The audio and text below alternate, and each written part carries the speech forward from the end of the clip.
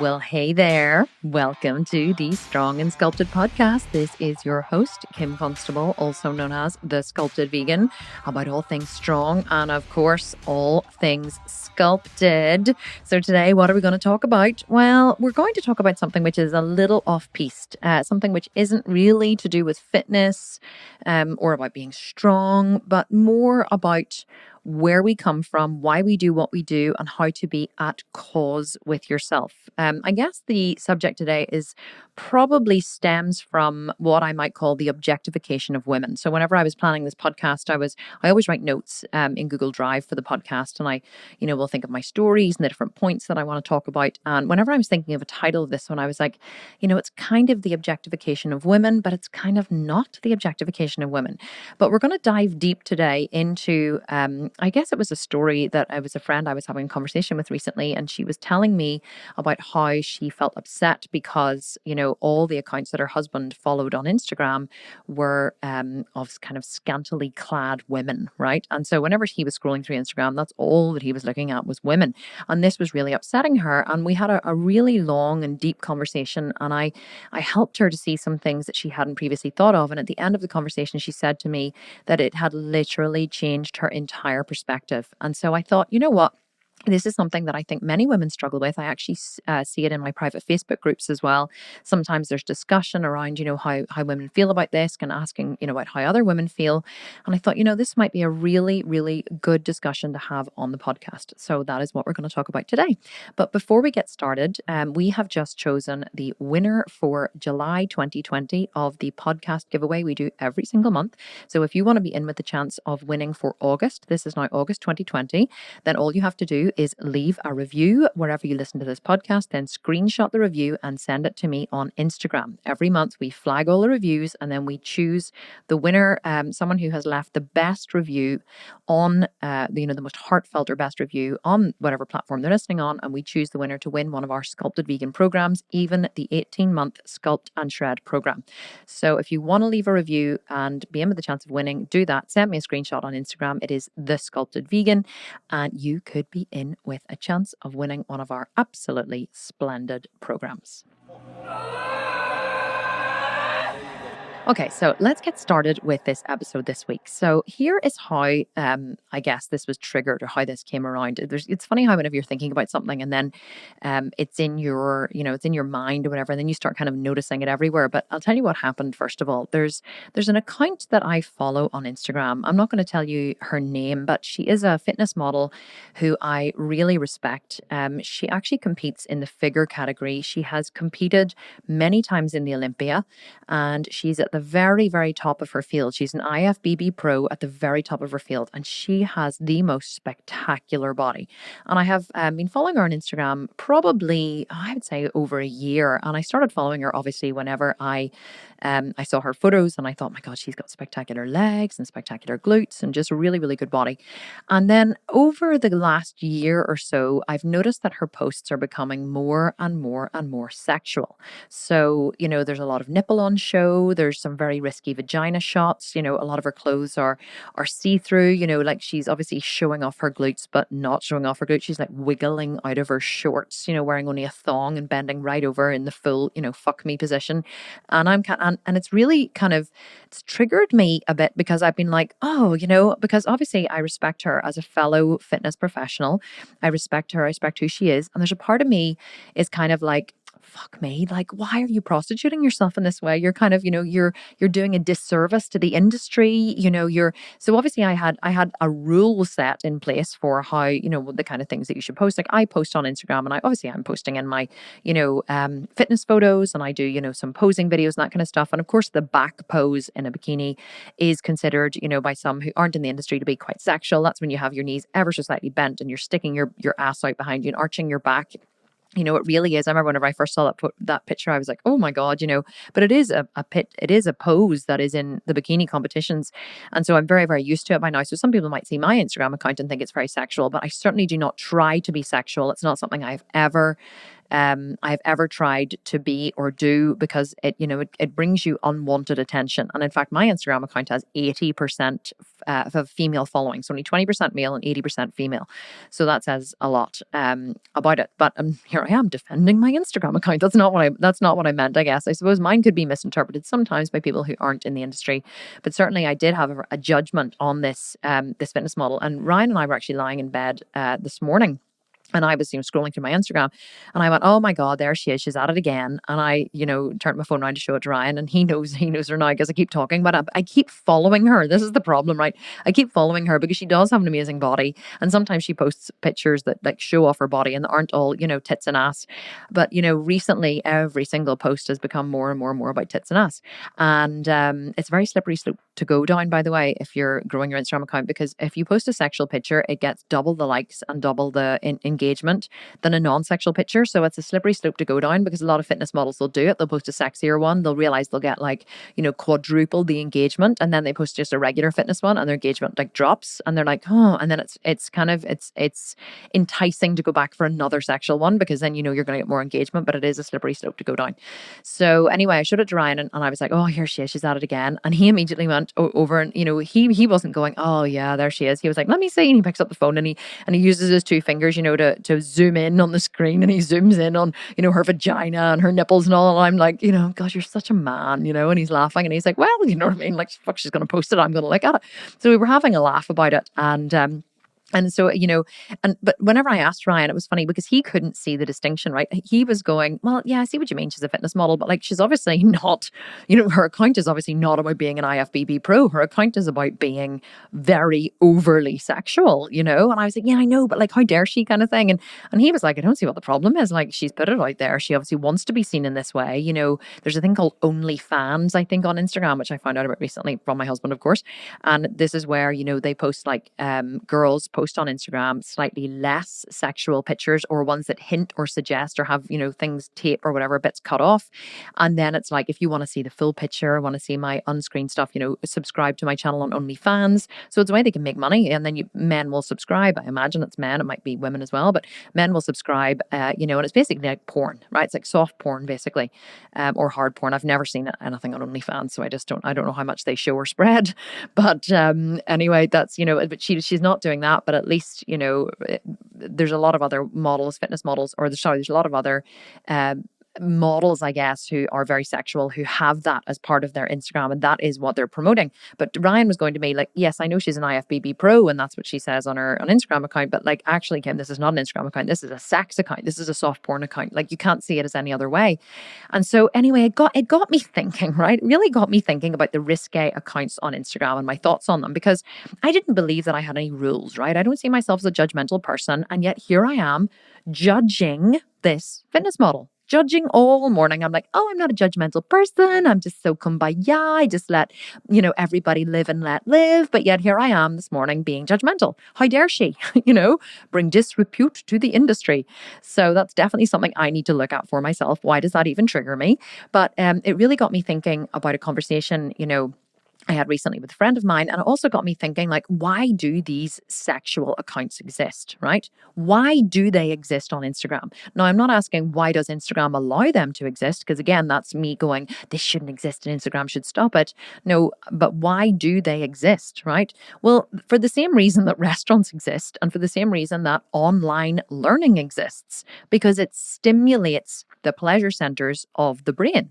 The three things that stimulate the pleasure centers of the brain are eating, learning, and sex. Okay? Eating, learning, and sex. That's why eating feels good, learning feels good, and sex feels good, right? And why are these things important? Because they are all important for the evolution of mankind. The forward movement of human beings is dependent on us eating, us reproducing, and us learning from our mistakes in the past so that we don't make them again and die, okay? Or so that we keep moving forward with technology and growth and all the rest of it. Like, growth and forward movement of mankind is why we are all here. And that's why those three things naturally stimulate the pleasure centers of the brain.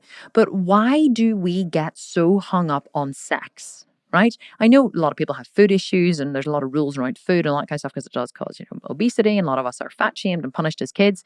But, why is there so much taboo around sex? Have you ever thought about that? And so what happened recently, or the reason why it got me thinking about this, is I was having, like I said in the start, I was having a chat with a friend of mine, and she was talking about her husband, and they are not long married actually. And she was saying about, she said, "Oh, it really annoys me because," she said, "I try not to be annoyed, but, my husband is always, following these accounts on Instagram where he, the only accounts that he seems to follow are sexual girls, right? Are kind of fitness accounts or model accounts of girls in risque, kind of pictures, like not really overly pornographic, but girls who are kind of, sultry looking in at the camera, a little bit too much side boob, a little bit too much bum, a little vagina cleavage, this kind of stuff, right?" And so, and she was like, "But he has so many other interests. Like he's into basketball and he loves his cars. I'm like, why does he not follow basketball accounts and, car accounts?" And I was like, well, I can't imagine that like staring at an Aston Martin is going to give him as much pleasure as staring at a girl's vagina cleavage, because that's just not how men are built. And she was like, "I know, but it really just like, why does he need to look at other women whenever he's married to me?" And, and I have to say, it kind of surprised me because I had never really thought about it before. Of course, I knew that, this kind of thing did bother other women, but certainly for me, like it doesn't bother me one single bit. In fact, I would even go so far as to say it actually turns me on. Like looking at other women, definitely I find other women very attractive. I'm not gay, I'm not even bisexual, but I do find women very, very attractive. And so, Ryan looking at other women, if he does, gives me zero worry. There's not one single part of me that is bothered by it. And I was actually telling my friend that day, I was like, well, she said, like, "Does it not bother you?" And I said, well, not only does it not bother me, but actually I know what Ryan likes to look at. And I will take screenshots of things that I know will cause him pleasure and I send them to him on WhatsApp. She was like, "Do you honestly?" I was like, "Yeah, I mean, if it gives him pleasure, I want to give him pleasure, it doesn't bother me at all." And she was like, "Oh my God, I wish that I could be, more like you. How are you that way?" And so I really started thinking about it. And then I thought back to whenever I was in school. And I thought, I remember whenever I was in school, there was a girl in school. Now, I bet you we all have this story, okay? There was a girl in school who was in my year in school, and she was absolutely gorgeous, right? She was blonde, she was tall, she was slim, she was gorgeous. But not only that, she was really, really fucking nice. Do you know what I mean? Like genuinely lovely. But not only was she tall and slim and blonde and beautiful and lovely, she was so fucking smart. It wasn't even funny. She was athletic, right? She was like captain of the hockey team. She was head prefect, which is kind of like, I don't know what that would be in America, like school captain or something. I don't know. So she was head prefect, head girl of the school. She was captain of the first hockey team. She was top of the year academically. She always got the highest marks in every single subject. She was just like absolutely and utterly amazing. And I fucking hated her. So I know I didn't hate her. That's not true, because she was very hard to hate, right? But like it was really, really hard to like her because she wasn't in my clique, right? She wasn't in my group of friends. And in school, actually, I was a wee bit of an outsider in school. I wasn't really part of any group. You know why there's always groups of friends in school? There's like the it crowd, who are all the sporty academic ones, the beautiful people, and then there's kind of the geeky crowd, and then there's the musical crowd, and then there's the goth crowd and all this. I was friends with everybody. I never really fit in. I've never really fit in life in general, which is why I'm successful, by the way. But I didn't fit in with any of the cliques in school. And so I liked her, but I kind of, the friends that I did have, we loved to slag her off, right? We loved to be like, "Oh, look at her, Miss fucking Brainy Box." And, "Oh, look at her. Oh, top of the class again. Oh, she probably stays up all night. She probably has no life." Of course, we knew this wasn't true because she was always out socializing and partying. And she had a boyfriend who was also like head boy. And, and she was just like absolutely perfect. But I loved to slag her off, not badly, because I was never a mean person, right? I never bullied anyone. I wasn't ever outwardly mean, but certainly anytime she had, one of her wonderful achievements, or she like won another bloody valedictorian cup, or she got another honor, for something else, certainly I wasn't like, oh my God, isn't she amazing? What a wonderful achievement. My friends and I would have been like, oh, for fuck's sake, like there she goes again, Miss fucking perfect. And so I think that, many of us can relate to this story. There's always somebody in our life, whether it be in work, whether it be in school, whether it be in university, whether it be wherever, there's someone in our life that, we see them, like a beautiful girl walks into the room in a party and instantly we go, oh, look at her skirt's a wee bit short. You can practically see her knickers. Like we instantly want to put that person down, right? Why do we do this? Why do we want to put the other person down? Have you ever thought about this? Well, it's because for a second, right? Whenever you see that person or whenever they come into the room or whatever happens, in a second, it triggers a part of you that feels bad or that feels insecure. So if you want to be really, really pretty, or you want to be the center of attention, or you want to have, a beautiful singing voice, or you want to be really athletic, or you're trying your hardest to be this thing, to be top of the class in whatever, in school, or maybe it's in work. Maybe you're trying for a promotion and somebody else gets the promotion, right? You don't want to be happy for that person. You want to go, fuck her, how dare she get that promotion because, there's nowhere near she's as good as me. She must be sleeping with the boss. We want to put the person down, okay? The reason why we do it is because that person triggers a part of ourselves that feels insecure. There's a little part of ourselves that hasn't been healed, that isn't integrated, and that feels insecure. And whenever we see something in the world which opens up that old wound or triggers that part of ourselves that feels insecure, we want to punish or stop the thing that we see in order to stop our pain. So no one can make you feel inferior without your consent, okay? Like if I said to you, no one can make you feel anything without your consent. I say this to my kids all the time. They're like, oh, Johnny called me stupid. And I'm like, well, if Johnny said that you had green hair and pink spots all over your face and purple stripes on your arms and you just came down from outer space in a spaceship, would you care? And they're like, no. And I'm like, why would you not care? Because it's not true. Well, there you are then. When you know something isn't true and you can be like, I know that's not true or whatever. No one can say anything to you. The only time if someone says something to you and you feel upset or angry, then that's because someone has triggered a part of yourself that is insecure about that thing. Right. And that's when you then feel that you want to lash out or defend or whatever. Okay. But no one can make you feel inferior without your consent. But other people can trigger the parts of ourselves that feel insecure. But because many of us don't recognize this, because many of us aren't at cause with our emotions, right? Many adults in the world are running around. And this may be you listening to this. You may be like, oh my God, mind blown, Kim. You may not know that you cause your own emotions. Okay. Now, you may know this intellectually. Of course, I know I cause my emotions. And then you go into your room and you're like, she made me so mad. Well, no, someone can't make you mad. Okay. Because if I could make you mad, I could say, right, you, Karen, on the treadmill right now. And if you're Karen on the treadmill, you're probably like, fuck, is she here?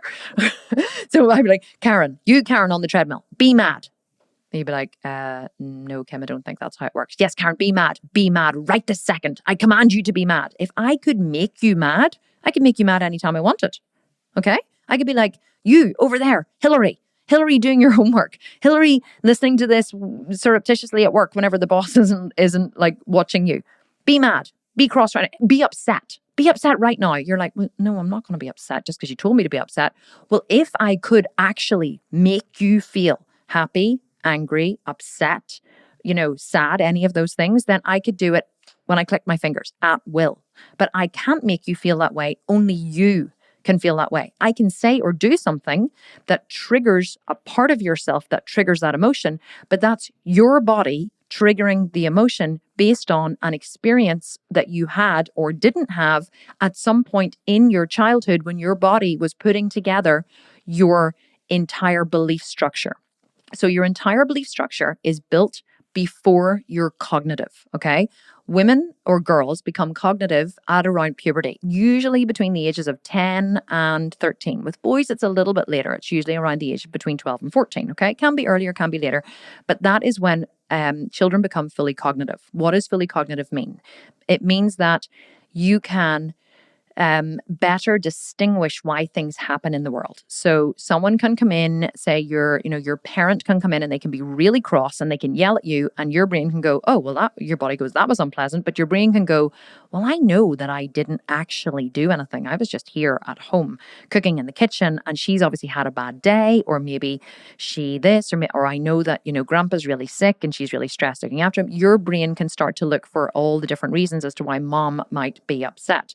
Before cognition, your brain goes, oh my God, what did I do? She's angry. Like, it just triggers a fear part of yourself. And then you start to go, maybe it's, and you start to link to all this different shit. Maybe it's the smell of the cooking, or, well, you don't even think this isn't even cognitive, right?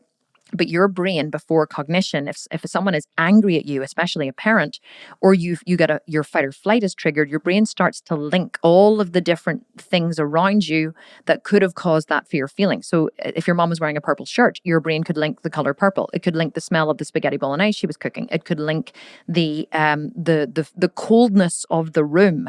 It could link all of these, like the look on her face, the widening of her eyes. You could start to link all of these different things. So then whenever you grow up and you go into a room and it's really, really cold, the coldness of that room triggers the fear feeling that came up whenever your mom shouted at you, and you just go, oh, I don't like it in here. I don't know why. You don't know why you don't like it in there. You just know that you need to get out of that room ASAP. Or you may walk into a house, or someone you may like meet a guy and he offers to cook you spaghetti bolognese, and you go, oh my God, I hate spaghetti bolognese. And you're like, you've always hated spaghetti bolognese, but you have no idea why you hate spaghetti bolognese. But you don't know that whenever you were younger, there was spaghetti bolognese cooking whenever your mom yelled at you and triggered your fight or flight, and now you hate spaghetti bolognese, right? That's how our entire belief structure is built. Not our entire belief structure, but that's how disintegrations happen. That's how they're put together incorrectly, okay? So this is what happens whenever we then grow up and we become adults. And what happens is we're basically adults running around with belief structures built before we reached puberty. How fucking scary is that? Okay, that's why we're literally children running around in adult bodies. Sometimes we put the pieces together correctly. Spaghetti bolognese does not cause fear, or it is delicious. And sometimes we put the pieces together, incorrectly, which, causes these different disintegrations that we have whenever we're adults. My husband is scrolling through Instagram, looking at pictures of beautiful women.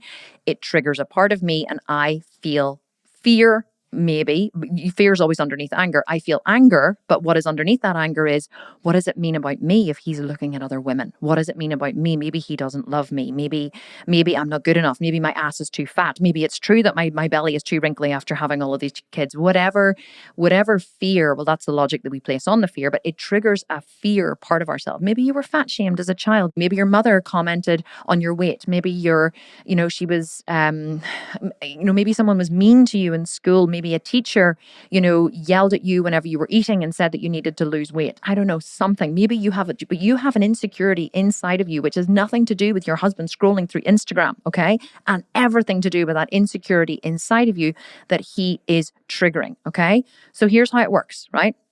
I see her, or I see him, or I see something. I see the beautiful blonde girl in school. I see my husband scrolling through Instagram.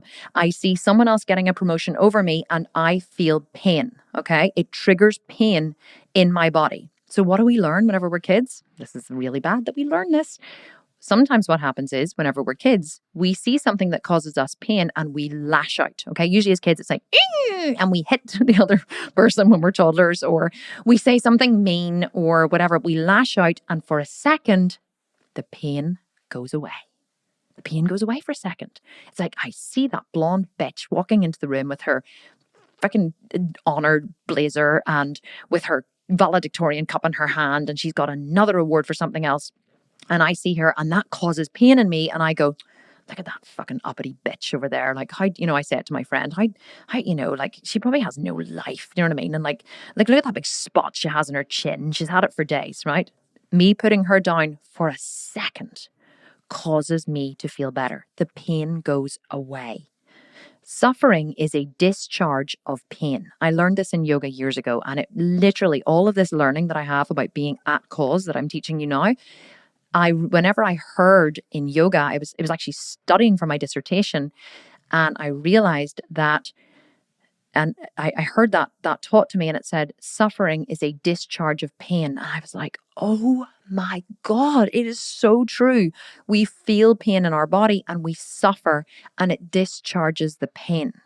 So it's the same as whenever we, I'm at home with my husband and he's not helping with the kids enough, or I feel like I'm constantly the one washing the dishes, or I'm the one doing all of the work in lockdown. And then I see my friend and I say to her that, I'm so cross with Ryan because he this and he that and he whatever. I have a good old suffer to her. And then I come home and I'm like, maybe life's not so bad. I feel better because I have discharged the pain. Okay. That's what suffering is. I see the girl in school. I say, look at that big spot in her chin. Instantly, I feel better. I have discharged the pain. Okay. And it's the same with, your husband is scrolling through Instagram, looking at, pictures of beautiful girls with, side boob and vagina cleavage and nipples or whatever. And it feels bad in your body. So what do you want to do? You want to say, Ryan, why are you looking at those girls? You know how that makes me feel. This blah, blah, blah, blah, blah. Why do you, or maybe he goes, oh, for God's sake, wind your neck in, which is what Ryan would say to me if I ever said that to him. Wind your neck in, stop being fucking here, take a couple of hard nut pills, he would say to me.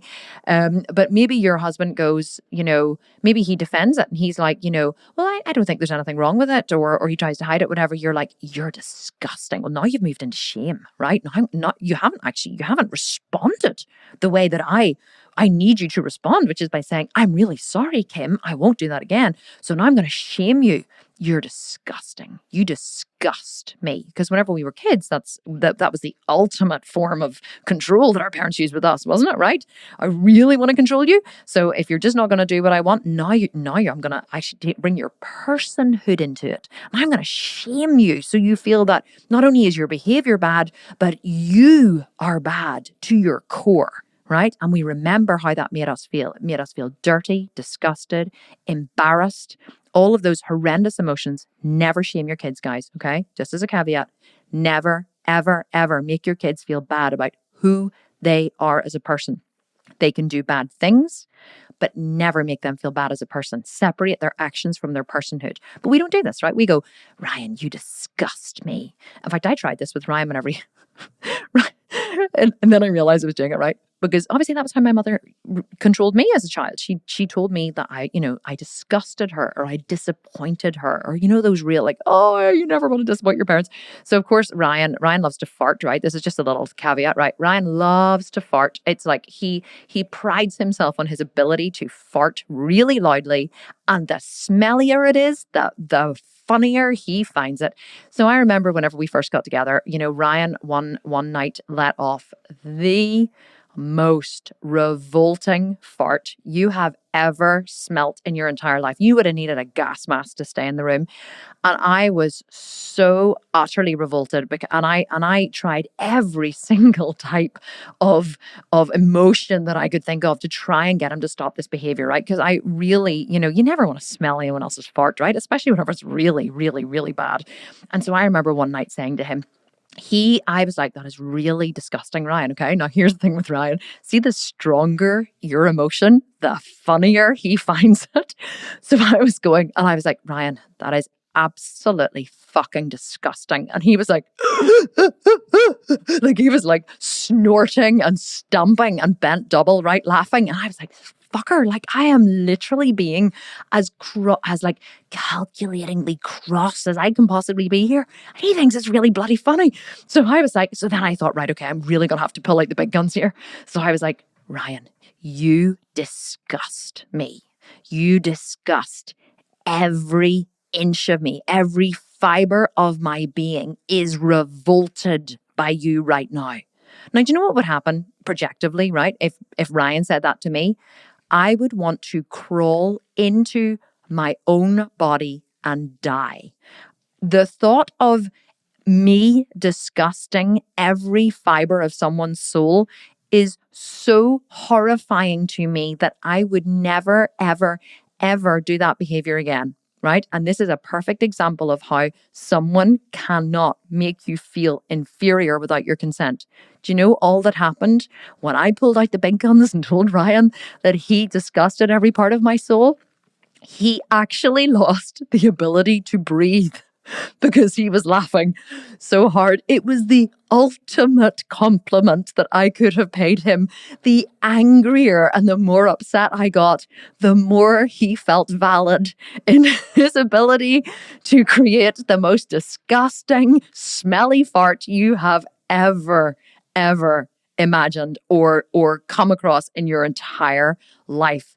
And I realized in that moment that this brand of control was never going to work with Ryan. Me telling him, he didn't have that trigger. That button wasn't installed in him by his parents, okay?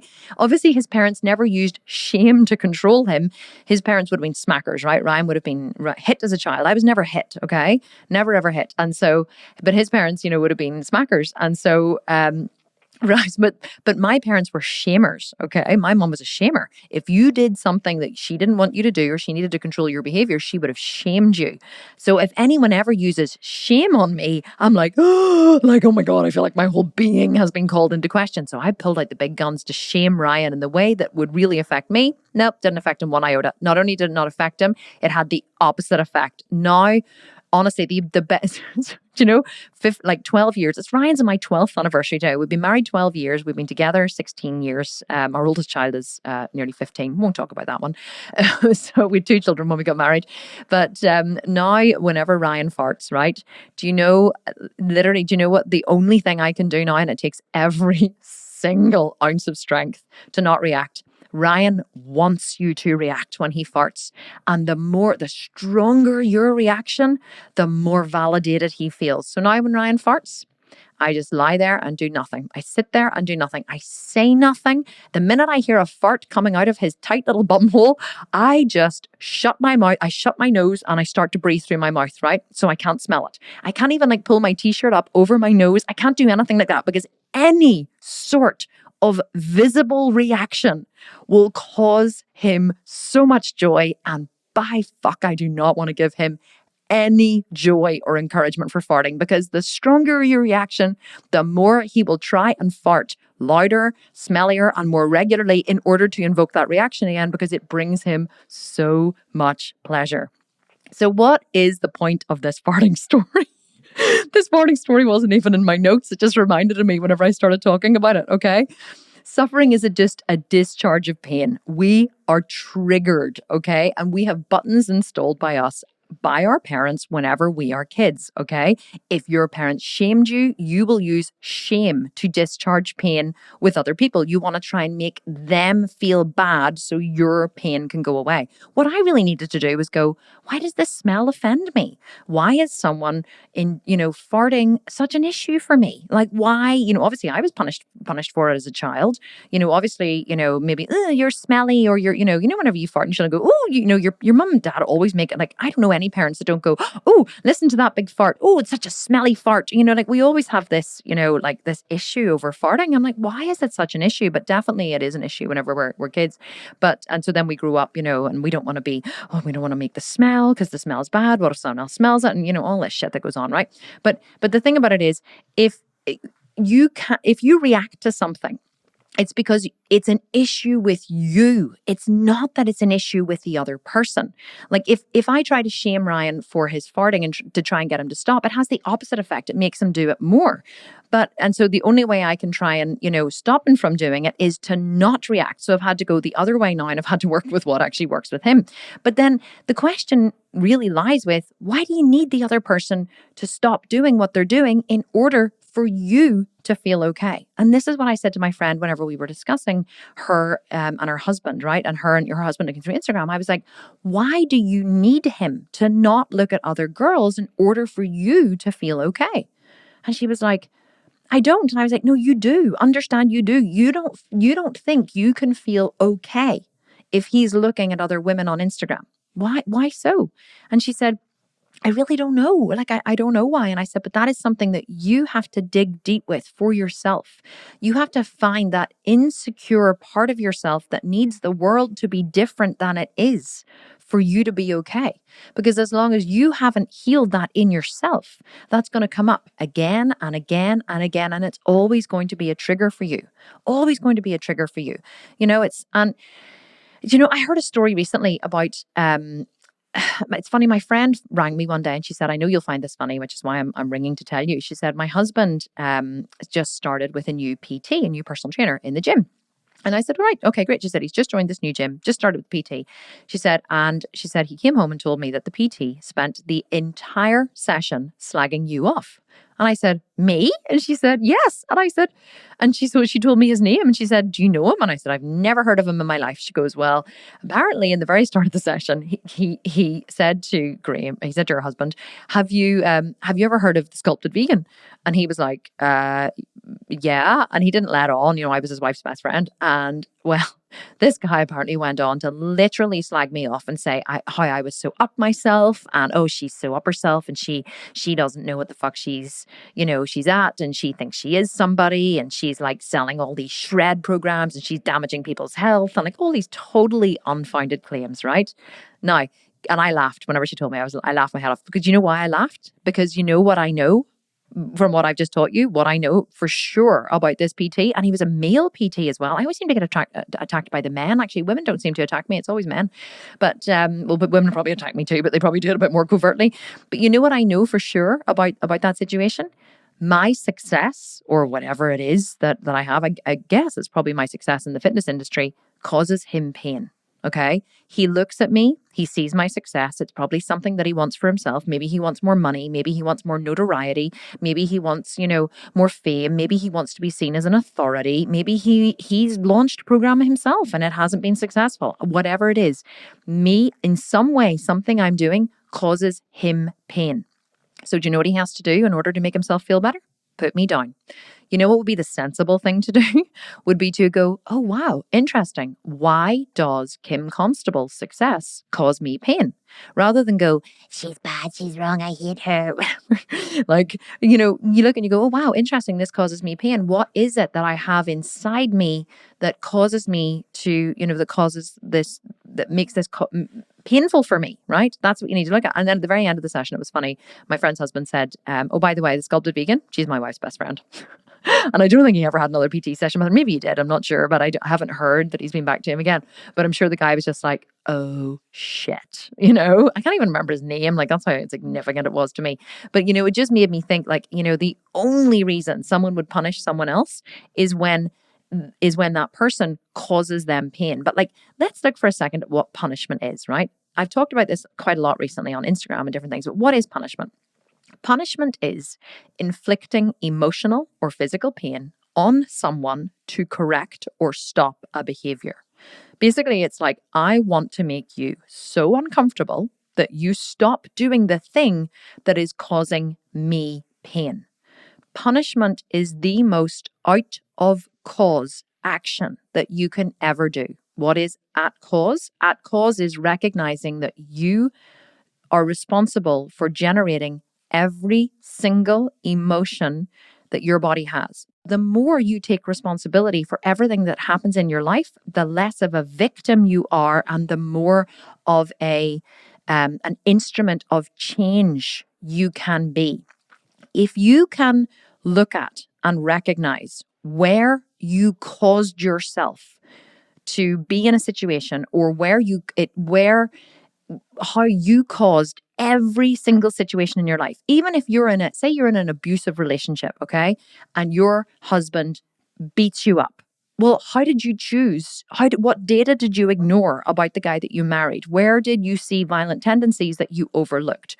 Well, how did you bring yourself to the situation where you married someone who was violent? How did you choose that day to be in that room? By the way, I'm not promoting or in any way downplaying violence at home. I'm using, or domestic violence, I'm using very extreme examples because a lot of people can see how they can, oh yeah, well I see how, I caused myself to do this or that or whatever, minor things. But sometimes we find it very, very hard to see how we chose to be in, or how we caused ourselves to be in very, very negative situations. And I think that when you can see the chain of events that caused you to be in a situation that was either very positive or very negative, it means that you feel more powerful in your life.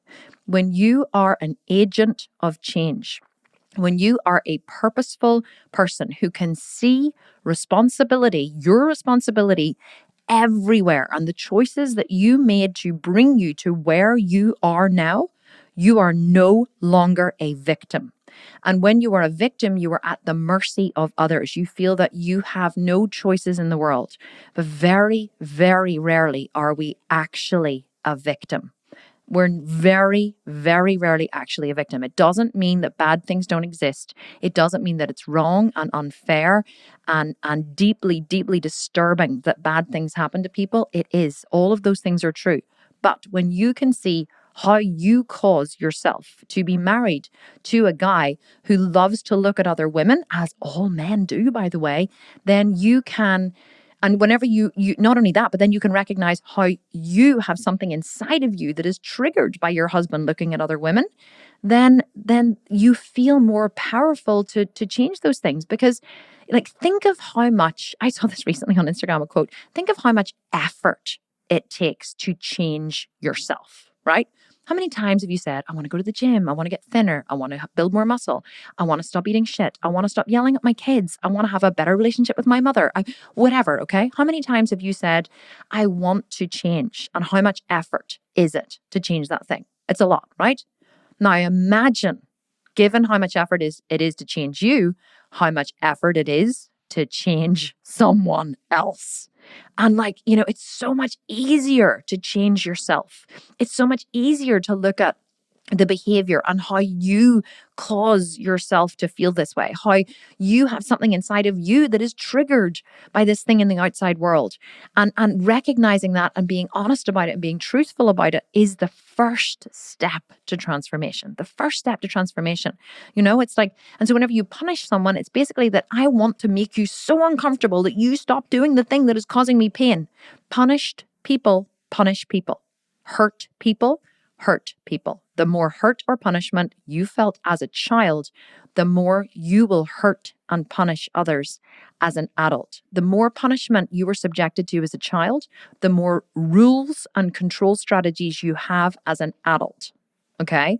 And the more rules and control strategies you have, the more you will punish other people. Rules that are based on fear and not on ethics always cause you to punish other people, to punish them for not following your rule because you were punished as a child. Hurt people, right? And one of the things I also want you to consider whenever you are navigating the world with this new information is how often as human beings we ignore data, okay? We ignore information that was always there because it suits our own bias, right? This happened to me whenever I was younger. I remember I was dating a guy and I really, really, really loved this guy. But more than anything, I kind of loved, I loved everything that he represented as well, right? And I remember this was actually years ago, whenever I was working in France, whenever I was younger, and it was a French guy. And I remember that whenever we got together, he was a real Jack the Lad, okay? And he was very wealthy and he had a very, very wealthy crowd of friends. And I really wanted this guy to be like, I knew that he really, like, he cared for me, and like, I would go, so, it was a juvenile love, but, I would say he loved me. He told me he loved me. We were great together, but he also loved his friends, and he loved to party, and he loved to go out with them, and he loved to, and they had a lot of money and a lot of privilege, and so they were able to, get around a lot, and they would have, gone out in Paris, and then they would have, gone to Cannes and to Saint-Tropez and all those kinds of things. Okay, so there was a lot of Jack the Lad behavior that went on, nightclubs and all that kind of stuff, right? So whenever I first got together with this guy, I knew that he and his friends slept with prostitutes because he told me, because he wasn't ashamed of it. And it's something that the wealthy and the privileged, quite often do all over the world. And so he told me, and obviously I am not sexually repressed in any way. I'm extremely open-minded. So I didn't care that he slept with prostitutes, but so I knew that he slept with prostitutes, right? And I remember that, but I just assumed that because he was now with me and we were in a committed relationship, that he wouldn't be sleeping with prostitutes because we were together and we were in a committed relationship. And so I remember he went away on a trip with a crowd of friends for a weekend to Saint-Tropez, and he came back from that trip. And I remember saying to him, did you sleep with any prostitutes? And he was like, no, not at all. Don't be daft. No, no, no. And he denied it. And he was like, no, absolutely not. He was like, of course they were there at the party afterwards. And and he was telling me.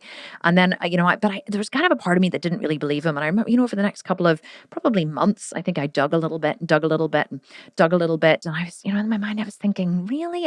But I did believe him. But then as he began to, as I kind of, to ask questions and whatever, and he was telling me about stories about his friends and that kind of stuff and these different things that had gone on.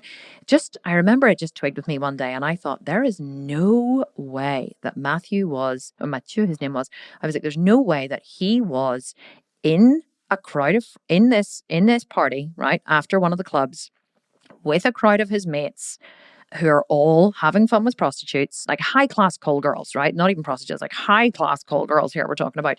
They're all having fun with them. There is no way that he did not indulge. And so I remember I boned him about it once, and I said to him, I don't believe you and I need you to tell me the truth. And I said, I promise you can tell me the truth and I swear I won't be mad. And I'll never forget, he just looked at me for a long moment and then he said, okay, I did. And I was like, and I didn't know whether I was like, I felt better because my fears had been confirmed, or I didn't know if I felt worse because my fears had been confirmed. But I remember just being like, oh, like having this real, oh my God, like I just didn't know how to feel about it. And I remember I said, well, thank you for telling me. And he was like, and then of course, when I would say, I swear to God, I won't mind, you can tell me the truth, whatever. And then the next thing, of course, he was all remorseful. He was like, I'm really, really sorry. It didn't mean anything. I love you and whatever. And I was like, yeah, I know you do. And I was like, but I had this real urge to punish him. Like made me feel so bad. I was like, oh, but I knew I couldn't punish him because I told him that I didn't mind.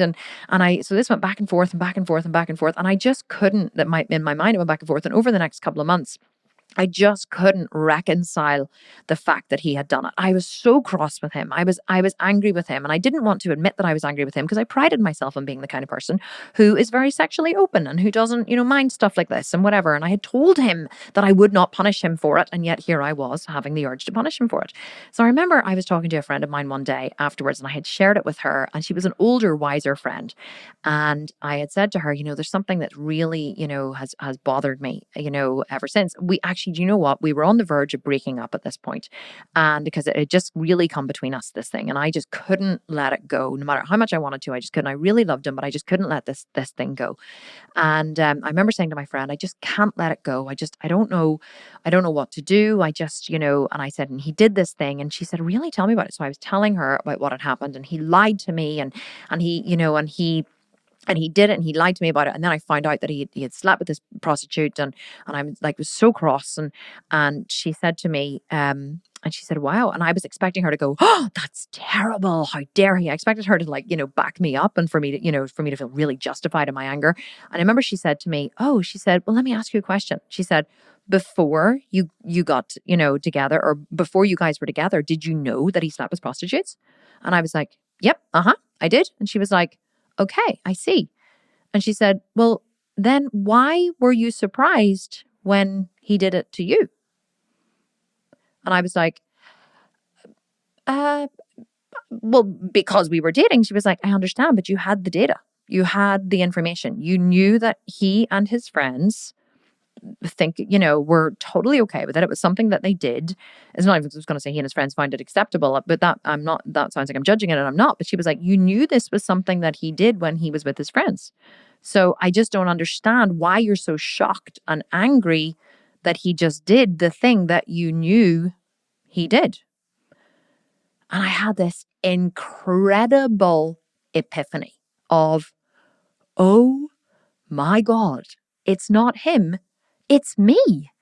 I feel angry and upset and hurt. He never promised me that. He never promised fidelity. We never sat down and wrote a contract. It was assumed. The fidelity was assumed, right?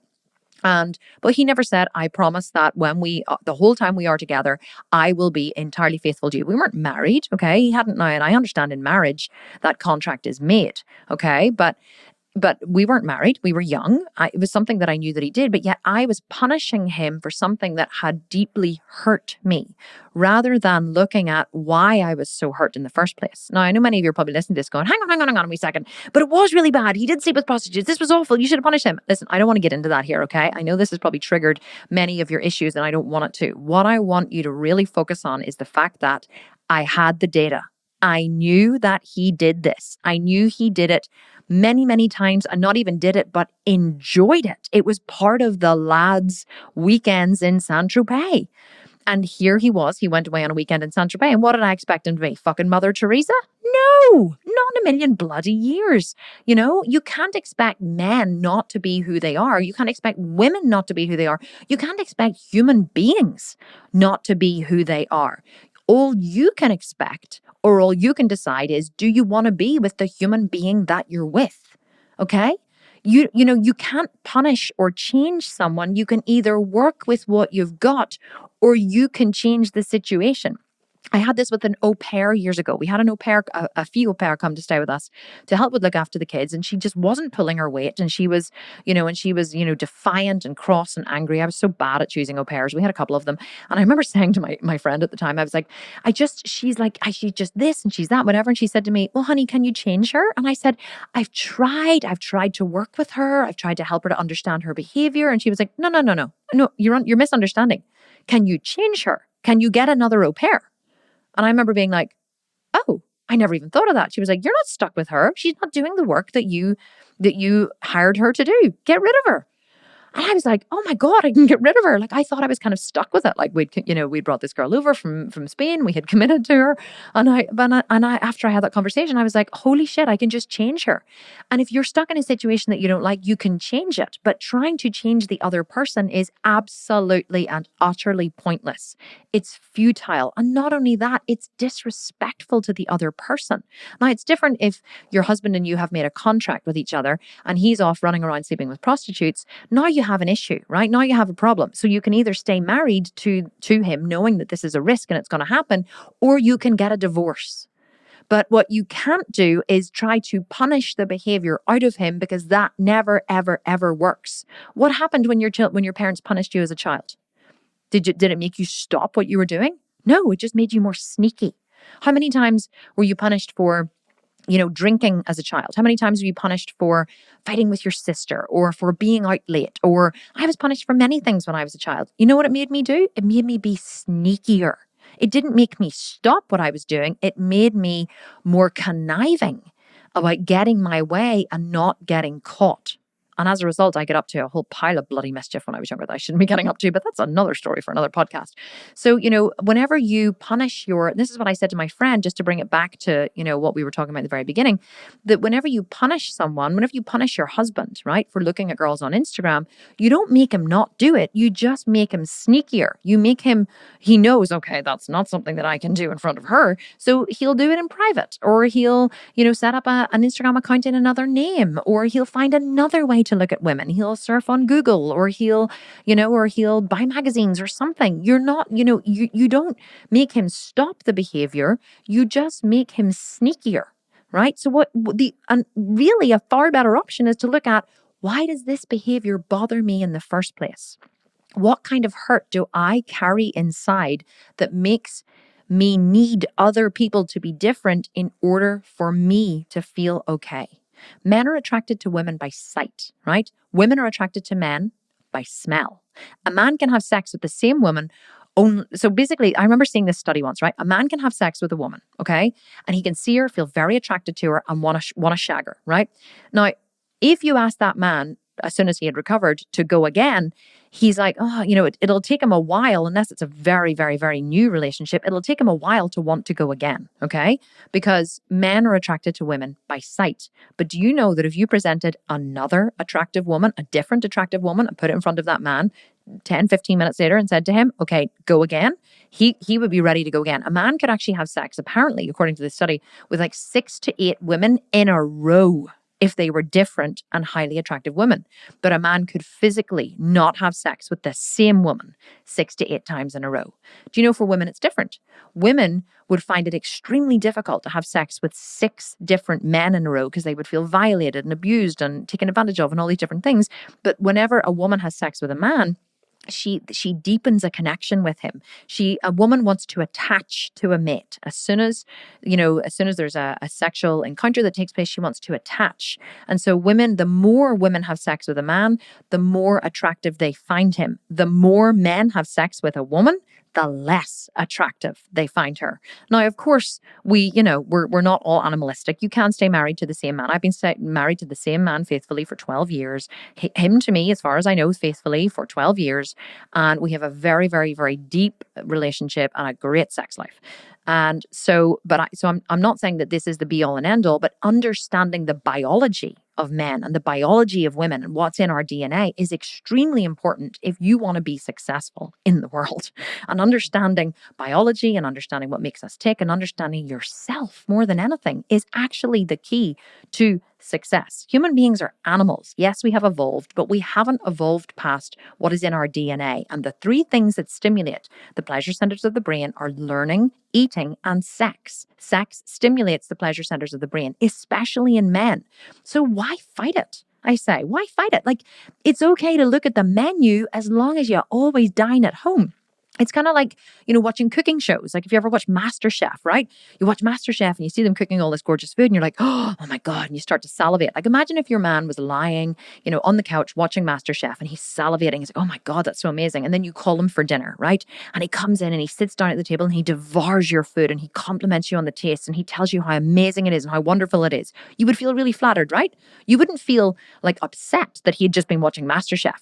And how dare he look at another woman's food, right? You don't see him watching Nigella Lawson or Delia Smith or, any of the big cookery shows and feel, you don't feel jealous of Delia Smith if your husband's watching a cookery show. You don't feel jealous of Jamie Oliver or Gordon Ramsay or any of those things because, usually cooking doesn't, trigger us the same way that sex does. But we're all fucked up about sex, right? We're all fucked up about sex. And I think it's interesting that we are so fucked up about sex. But actually, if you think about it, actually, it is normal that we are. And this is something somebody said to me recently, just before I finished. I think it was a really interesting point they made. They said, I find the Americans especially, sorry if you're American listening to this, but Americans are so fucked up about sex, right? They're so pure about sex, right? Oh, we're so pure, but yet you're all dirty fuckers, really, at the end of the day. But just you hide it really well. You hide it behind, it's all this like, you're welcome, hello, you're welcome, like this whole like nice. It's like in America, it's so important to be nice. See, in Ireland, we're just naturally nice. We're just like, if we want to say hi to you, we say hi and we shake your hand and we're nice to you. And we say you're welcome and it's great and whatever. And see if we don't like you, we just won't be nice to you. We don't pretend to be nice. But I find America, there's this like base level of niceness, especially in New York, that you have to constantly, hey, how are you? Good evening. Yeah, you're welcome. Like this is base level of niceness, right? So I think that, but for me, and I'm not putting Americans down because I love Americans, but I find that in America, there's this base level of niceness that you have to attain to, which actually causes a lot of, disingenuity is the word I suppose I'm looking for. Like it makes you not be genuine because you're taught that you have to maintain this base level of niceness all the time. So you don't really get, you're not always genuine about how you're feeling. And of course, it's not just Americans, but I do work with a lot of Americans, but it's not just Americans. It's true all over the world. Okay. We all, as a culture, we have these cultural norms, right? But why are we so weird about sex? Well, I think that, just to hit home my final point, a lot of us are taught when we're kids that sex is dirty, right? Sex is bad, and mommy, how are babies made? Oh, babies come in a stork. No, they fucking don't. Why would you tell your child such shit like babies come in a stork? Say the penis goes in the vagina, their sperm comes out, that goes into an egg and that makes a human being. Sex is like the most wonderful, incredible thing because it creates a human being. Like, why do we make up all this shit to our kids? Like babies come in storks and, oh, mommy and daddy just lay down together and then mommy got pregnant. No, I'm sorry. That's bullshit. From the minute my kids asked, how are babies made? I told them how babies were made. There's no weirdness about sex in our house. And in fact, whenever we were younger, right, this is how weird my kids are. My parents are. We used to discuss like blowjobs, right, at the dinner table. Not even kidding. Like my family were so open about sex, it wasn't even funny. Not blowjobs. I think penis size, actually. It wasn't blowjobs. I think we were discussing, although I have discussed blowjobs with my mum, I have to be honest, but we were discussing penis size, right? Penis size at the dinner table. Whenever I was in my probably my mid to late teens, probably about 17, and my sisters were 18 and 19. Penis size at the dinner table, and my father was like, "I just can't cope with this conversation," and my mum was like, "Long and thin goes too far in. It's short and thick that does the trick." Anyway, why are we weird about sex, right? Because we're taught when we're young, sex is bad, sex is dirty, sex is wrong, right? We're shamed for having sexual behaviors. We're shamed for touching ourselves or masturbating, or for boys at looking at, porn mags or whatever, right? But here's the thing. We all came from sex. You, me, Karen down the road, and Hillary on the treadmill, right? We all came from sex. We are all the result of an orgasm. Everybody in the world. So if sex is bad and dirty and wrong, and orgasms are a part of sex and they're also bad, how can we not in some way believe that we are bad? Have you ever thought about that one? If sex is bad and dirty and wrong, then we as human beings that are a product of that thing that is bad and dirty and wrong must also in some way in our belief structure, in our what we call our deep structure, we must believe that a part of us is bad or that we are bad. Especially if you grew up in a very Catholic family right here in Ireland, like you're bad till you're proven good, And so I think that that's really important to think about. Like, why are we weird about sex? Why can your husband not look at beautiful girls on Instagram and it not be an issue? You really need to look at and examine your own belief structure. You need to look at what causes you pain. What are you afraid of, right? What are you afraid of? Rather than punishing someone for who they are, when someone does something that causes you pain, try to dig deep and ask yourself, why? Why is this thing causing me pain? What am I trying to control or change? What am I afraid of? This is called being at cause. Recognizing that something someone is doing or saying is causing you to feel vested. It's causing you to feel argumentative. When you get into a right wrong with someone, you're vested, okay? When you feel the need to defend, you're vested. When you feel the need to punish someone for something they're doing, you're vested. Stop that shit, okay? Catch yourself in the middle of doing and then ask yourself, why is this causing me to feel angry, upset, or afraid? And what am I trying to control or change? Be at cause in the world, okay? Why should you be at cause in the world? Because the more at cause you are, the less of a victim you will feel and the more of a producer you can be in your life. You can build a body. You can build a business. You can build a better relationship with your husband, with your kids, with your mother, with your family, with anyone. Nothing that you are unhappy with at the minute is out of your control. If something is causing you to feel unhappy, you need to ask yourself why you are unhappy and what you are trying to control or change with your unhappiness. When you try to control someone else's behavior or you make your emotional reaction the most important thing, you cause damage in the relationship. Damage. What you're basically saying is who you are is not okay. I need you to be different because it upsets me when you do that thing. So I need you to be different so I can stop feeling upset. But what you're basically saying is it's not okay for you to be who you are. And you really need to look at that if that is you. We all do it. I do it. You do it. Karen down the road does it. I hate to always use the word Karen, but it's quite funny. There's always memes on Instagram, but oh yes, Karen. So I feel sorry for all the Karens in the world. Apology if your name is actually Karen. But you need to own your pain, okay? You need to own your pain, that it's your pain, it's not theirs. You need to ask yourself why the outside world needs to change in order for you to feel okay. The more you practice this deep internal work, the more successful you will become. I promise. Try it. Write to me. Let me know how you get on. Thank you so much for listening to this episode. I know it got really, really long, but I hope you enjoyed it. This is the kind of deep, deep work that I do every single day of my life. This is the reason why I'm successful. It's the reason why I've built a multi-million-dollar fitness company. It's the reason why I'm a professional athlete. It's the reason why I have the best relationship that I know of with my husband and with my kids. It's why I'm fearless in the world. And I want you to have more of what you want as well in the world. I have everything that I want, and everything I don't want, or everything I don't have, I feel like I can work towards. And I want this for you as well. And that's why I love teaching this. So if you did enjoy this episode and you did enjoy what I taught, even if you don't want to win a Sculpted Vegan program, please leave me a review and let me know what you thought, the good, the bad, and the ugly. Okay, I want to know it all, because it helps me to develop more episodes, helps me to, really hone in on the content that you guys want to hear. And it helps me to get to know you better. And I love reading the comments. I go through all my platforms and I read every single comment on a weekly basis. So don't think that I don't see the comment if you don't send it to me on Instagram. I 100% do, and I appreciate every single one of you. But don't forget, if you do leave a comment, you send me a screenshot on Instagram, you could win one of our Sculpted Vegan programs. Guys, thank you so much for listening. This was so much fun. I loved recording this episode, and I will catch you for another episode of Strong and Sculpted next week. Have a wonderful week wherever you are. Bye for now.